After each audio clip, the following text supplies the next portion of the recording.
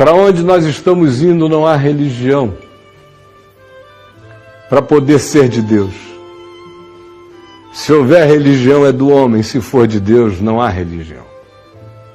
João diz, eu andei pela Nova Jerusalém e não achei nela a igreja presbiteriana, nem a batista, nem a católica ortodoxa, nem a romana, nem a universal. Não achei nenhuma, nem a islâmica, nem a budista, porque nela não há santuário, porque o Cordeiro é o seu santuário, e o culto é a vida, e a vida é o culto, e nós todos estaremos sob a luz, que hoje já ilumina todo homem, mesmo que o homem não veja, ela o ilumina, e naquele dia nós veremos a luz que hoje nos ilumina, a todos nós. Então nós temos duas ordens.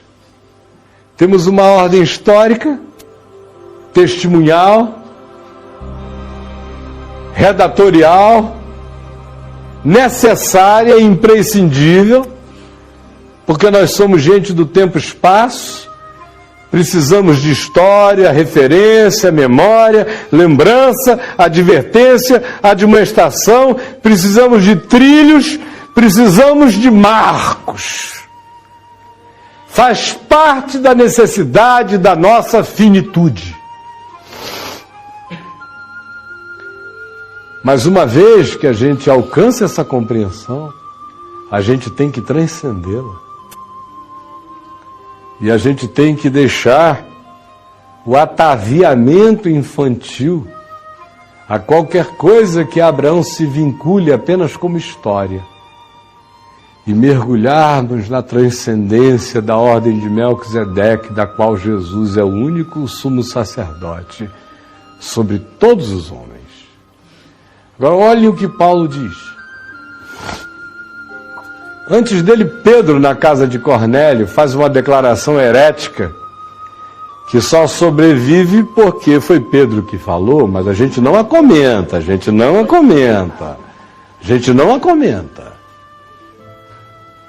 Ele diz a Cornélio, porque eu bem sei que Deus não faz acepção de pessoas, antes pelo contrário, todo homem em qualquer lugar da terra que o tema lhe é aceitável. Todo homem que o teme lhe é aceitável. Paulo, em Romanos, no capítulo 2, depois de falar da suruba dos romanos, que era incurável, ele fala do moralismo dos judeus, que era igualmente incurável. Aí ele chega às ilhas, às nações, aos povos sem deuses, sem nomes, sem orientação, sem lei, e diz que eles servem de lei para si mesmos. Por quê? Porque a verdadeira luz que vindo ao mundo ilumina todo homem lhes dá consciências, fagulhas, e rompe dentro da consciência humana, de modo que, ora acusando-se, ora defendendo-se, alguns deles guardam a norma da lei que eles nunca leram escrita alguma, mas que está inscrito como consciência instalada pela verdadeira luz que vindo ao mundo ilumina todo homem.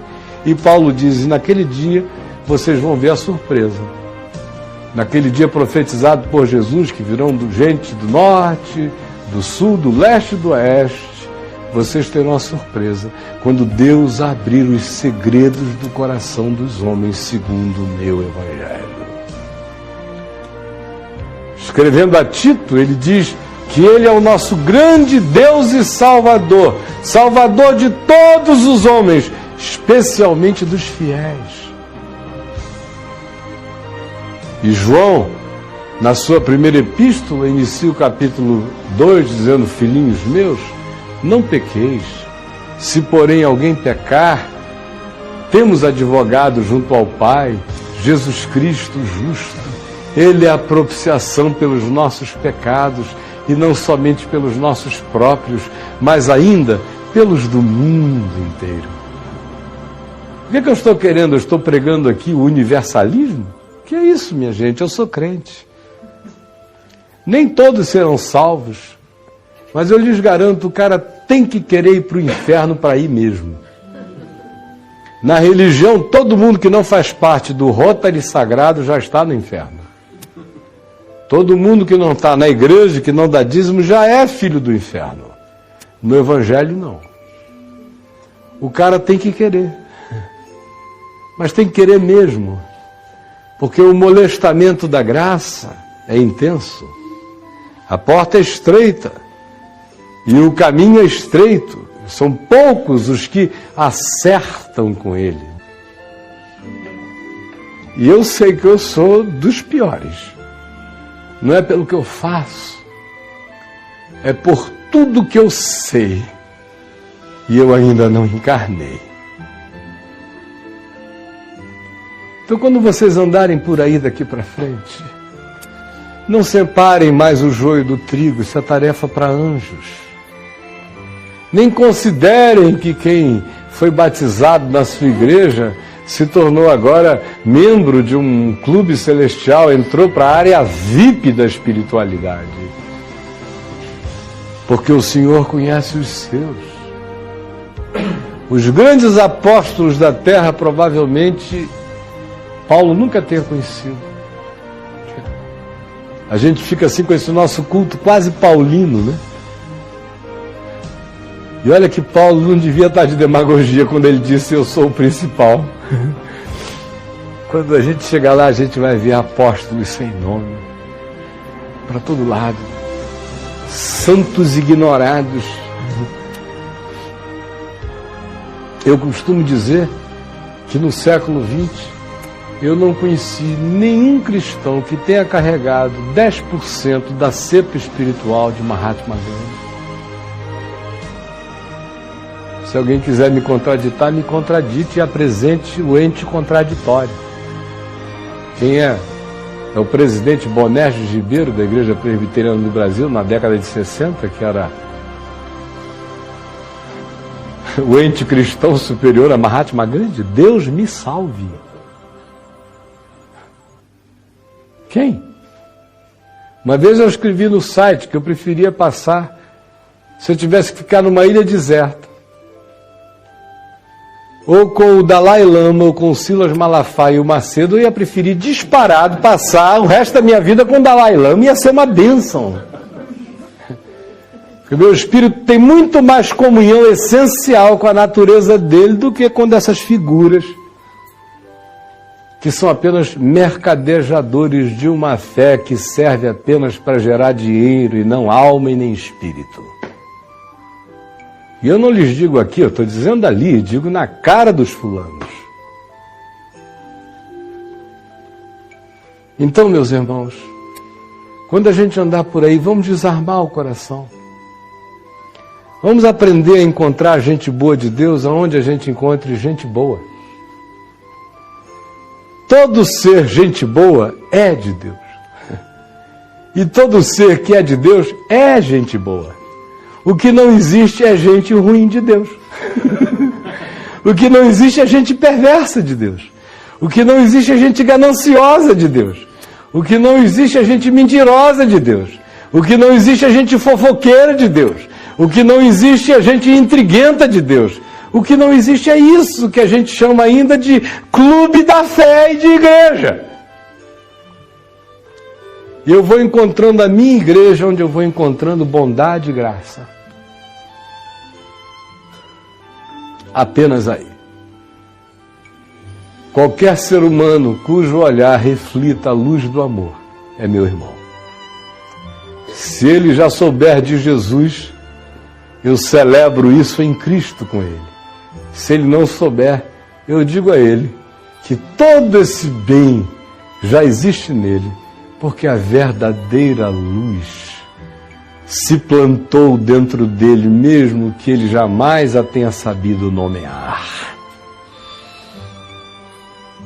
Eu digo isso como preparação não só para o resto dessa viagem, mas para o resto da nossa caminhada, para o resto da nossa jornada. Nenhum de nós aqui é anjo que separa joio do trigo. Nós somos apenas pessoas que, em tendo sido alcançadas, celebram a bênção de termos sido alcançados e pedem a Deus a luz para enxergar na vida aonde quer que o amor de Deus esteja gerando amor nos homens, porque o Deus que é amor tem como fruto da sua presença amor. Quem ama é de Deus. Quem não ama não é de Deus. Nunca ouviu. Nunca dele foi nascido. E quem ama, quem é de Deus, também ama todo aquele que de Deus é nascido. É simples assim.